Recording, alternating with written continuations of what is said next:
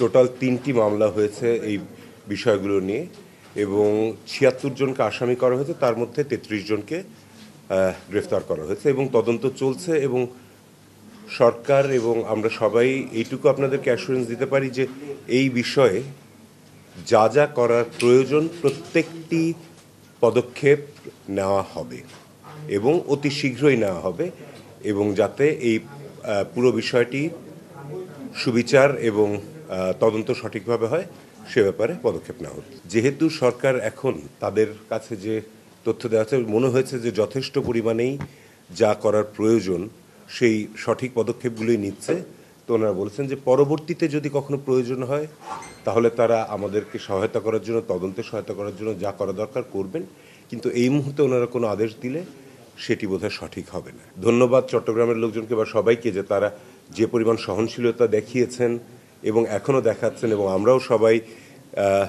বাংলাদেশের মুসলমান, হিন্দু, খ্রিস্টান, বৌদ্ধ যারা আছি সবাই একসাথে একটা সাম্প্রদায়িক সম্প্রীতির মধ্যেই সবসময় বড় হয়েছি এবং এখনও সেটা রয়েছে।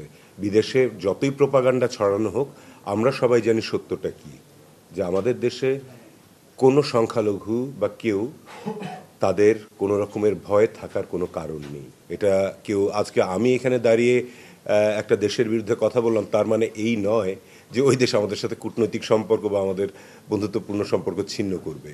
এবং সিমিলারলি ওখানেও যদি এরকম কেউ বলে, আমার মনে হয় না যে আমাদের সাথে তাদের সম্পর্ক ওই কারণে খারাপ হয়ে যাবে।